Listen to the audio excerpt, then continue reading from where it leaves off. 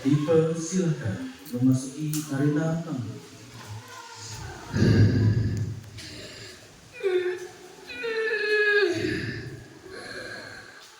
Hari melelahkan. Perkenalkan, aku adalah Koro.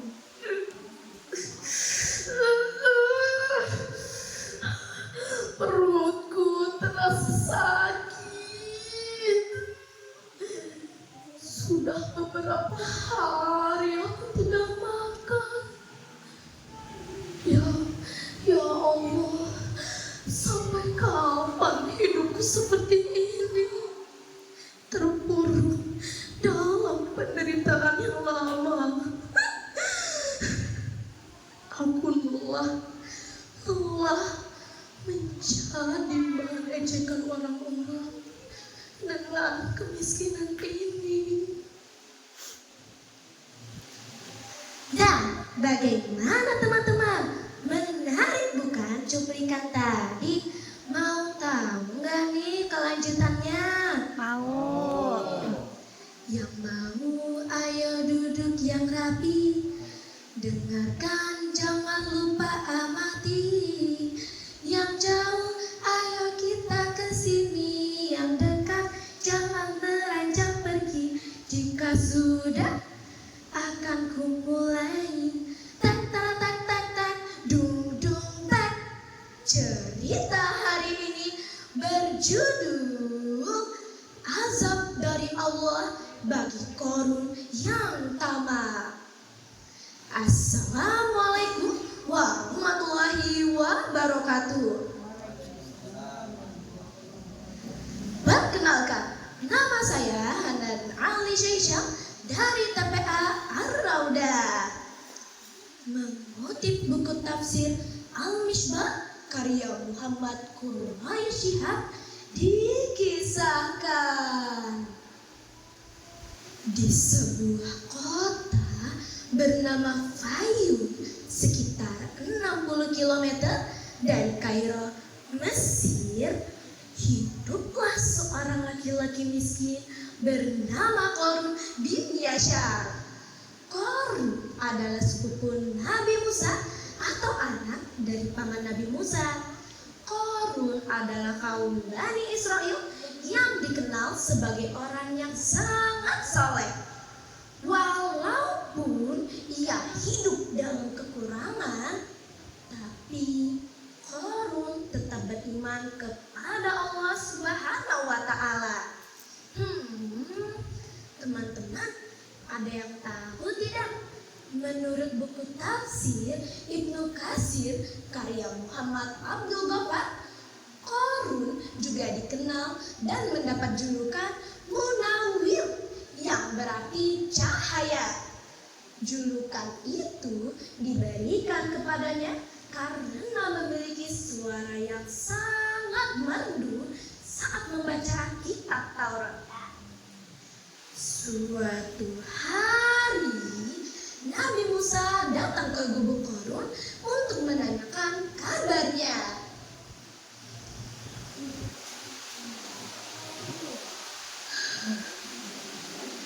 Seperti inilah keadaanku, wahai Nabi Musa. Aku tetap saja miskin. Setiap hari aku bersahabat dengan kelaparan yang menyiksa.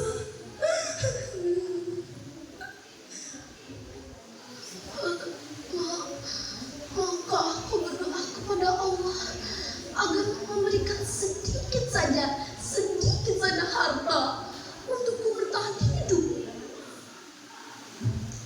Mendengar dan melihat hal itu, Nabi Musa pun merasa iba dan berdoa kepada Allah.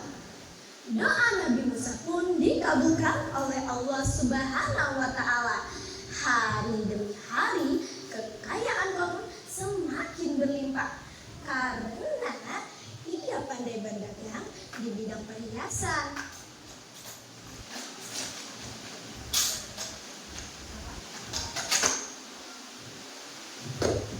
Namun sayang seribu sayang, semenjak ia menjadi kaya dan rupawan, Korun menjadi sombong, kikir, dan suka pamer. Suatu saat, dua utusan Nabi Musa datang menemui Korun. Wahai Korun, Nabi Musa memintamu untuk mengeluarkan zakat dari hartamu untuk kepentingan apa? Apa? Kamu ingin aku membagikan hartaku ini? Hah, yang benar saja, aku yang sudah bersusah payah mengumpulkan semua hartaku ini. Kalian berdua datang kepadamu dan meminta seenaknya. Hah? Jangan harap.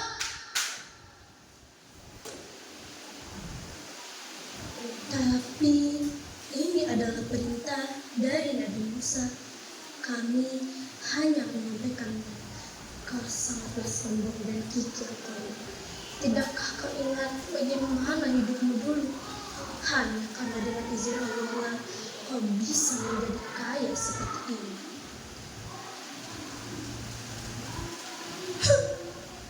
Berani sekali kau membuat dia bicara seperti itu padaku. Pergilah!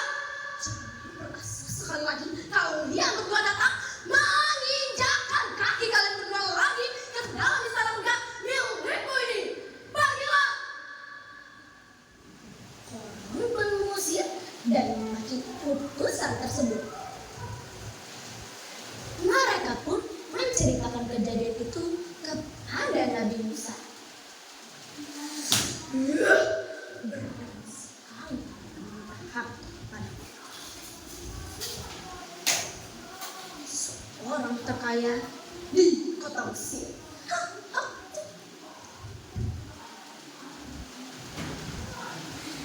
Setiap hari, Korun pergi keluar istana bersama ratusan pengawal dan pelayannya, menggunakan pakaian mewah berlapis emas dan memamerkan hartanya. Bahkan, konon katanya perlu banyak sekali pria kekar dan puluhan ekor unta untuk membawa kunci-kunci gudang harta emasnya. Bahan sikap Korun yang semakin kikir dan mulia menjadi si Korun gini tahu? Hah? Masa? Menjadi perbincangan penduduk negeri. Ia sudah benar-benar dibutakan oleh hartanya sendiri.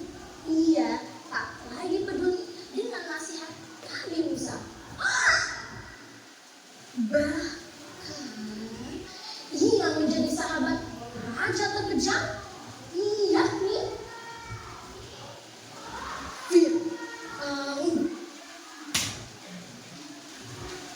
Suatu saat Nabi Musa datang menemui Korun di toko emasnya.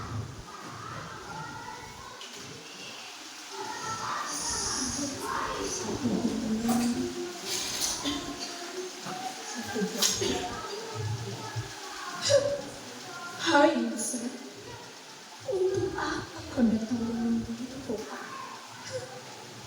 Jika kau hanya meminta harta, Pergilah! Aku tak akan pernah mengurangi hartaku sepeser pun. dengan akhirnya Korun berbicara kepada Nabi Musa.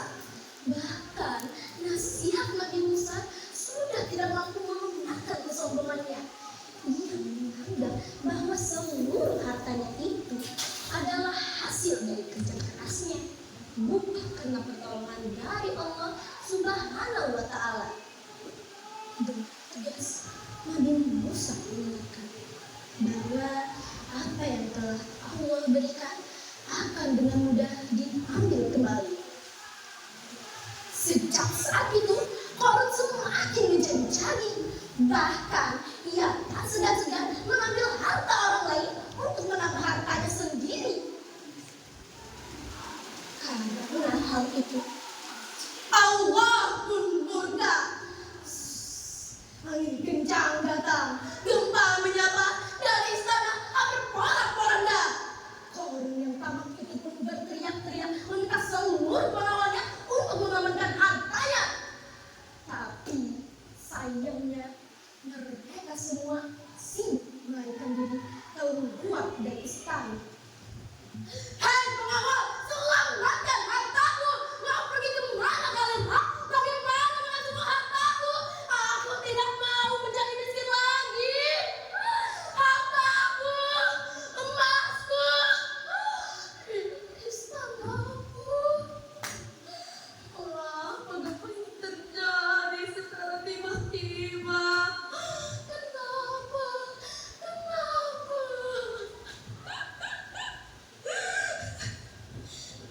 Tidak! Runtuhan ini menyakitiku! Tidak! Hartaku!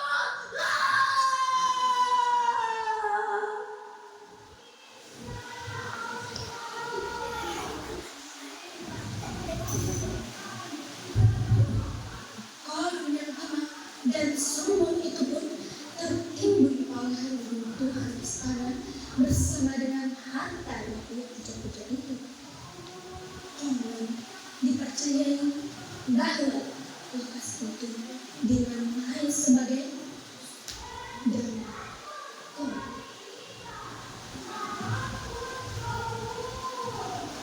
Nah, demikian kisah Qarun yang terletak pada Quran surah Al-Qasas ayat 76 sampai 83 dengan kesimpulan, bersyukurlah atas nikmat yang telah Allah berikan, maka akan Allah tambahkan nikmat itu.